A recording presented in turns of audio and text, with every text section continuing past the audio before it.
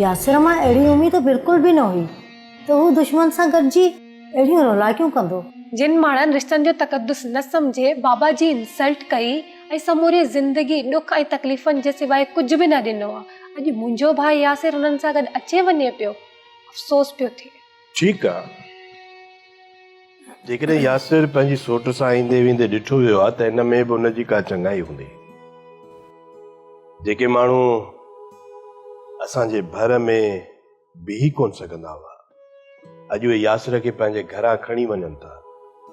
छा उन्हनि खे इहा ख़बर न हूंदी त यासिर केरु आहे? इहा असांजी वॾपाई न आहे। अद यासिर खे हाणे कॉल करे मालूम कयो बाबा असल मसलो छा आहे। काफ़ी ॾींहंनि खां माही खे ॾिसां पई, हू अद यासिर सां गॾु अचे वञे पई। किथे यासिर अदा सोहराब जी कंपनी में नौकरी त न पियो करे? तूं त चरी थिए, जॾहिं सोहराब मूंसां ई कोन थो ठहे त मुंहिंजे पुट खे पंहिंजी कंपनीअ में नौकरी कीअं ॾींदो? ऐं असांजो यासिर समझदार आहे ऐं उन ॻाल्हि खे सम्झे थो। ही मूंखे को ॿियो मामिलो थो लॻे। बाबा अवां कॉल करे खांसि पुछो ऐं इहो क्लियर कयो कि असांखे हाणे न आहे वेझो वञणो। सदफ बिल्कुलु सही पई चए। यासिर ईअं छो थो करे? हुननि जी वेझड़ाईअ जे करे असांखे वरी सुभाणे कंडा कढणा पवंदा। तव्हां हुन खां फ़ोन करे पुछी वठोसि।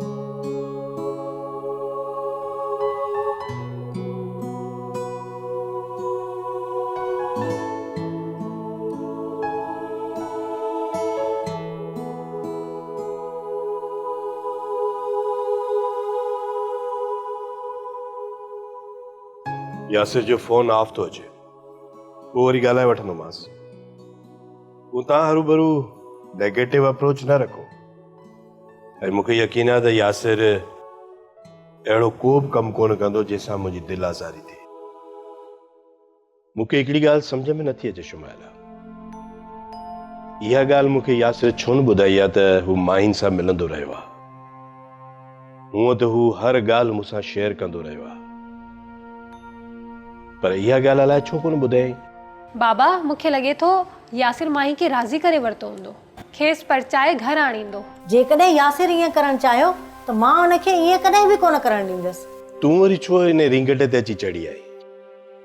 जेकॾहिं ईअं थिए थो त इहा त तमामु सुठी ॻाल्हि आहे। हूअं ई हुन ॿिन्ही जो नंढपण में रिश्तो थियल आहे, तय थियल आहे इहा ॻाल्हि। असल जे मूंखां पुछंदा आहिनि हवाले सां त मां अदा यासिर जे पासे खां ई ॻाल्हाईंदसि। असां सां कनीज़ फातिमा घटि कोन कई आहे। हुन दुश्मनीअ जा सभु लीका लताड़े छॾिया आहिनि। उन ॾींहुं बाज़ार में ॿई माउ धीअर मिलियूं आहिनि त उते बि जहिड़ो करे बेइज़तो कयो अथनि। ॾिस शुमाइला, जॾहिं रिश्तनि खे वेझो कबो आहे त इन नंढियुनि नंढियुनि ॻाल्हियुनि खे न आहे ॾिसबो। मुंहिंजी दिलि हिकु लम्हे लाइ सोहराब सां मिलणु नथी चाहे, छो त हुन जेका मुंहिंजी बेइज़ती कई आहे उहा सॼी ज़िंदगी मां विसारे नथो सघां।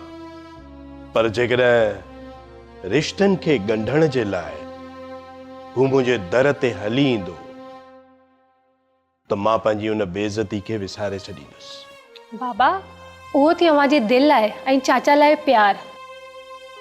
ख़ैर असीं सभई अॻिते जो सोचूं पिया। पहिरीं अदा यासिर खां थी मालूम कयो असल मसलो छा आहे। गुड, अॼु मुंहिंजी धीअ तमामु वॾे अकुल वारी ॻाल्हि कई आहे। सब्सक्राइब कयो असांजो official YouTube channel Sindh TV HD drama ऐं वधीक अपडेट लाइ बेल आइकन खे क्लिक करियो।